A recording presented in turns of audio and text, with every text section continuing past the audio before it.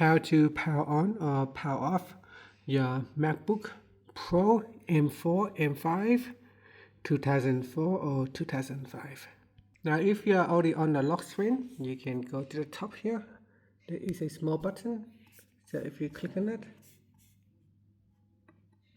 then choose shut down, and this will shut down your MacBook Pro.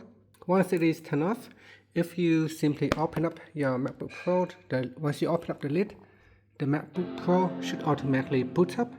If it does not, you can press and hold on the power button right here to boot it up.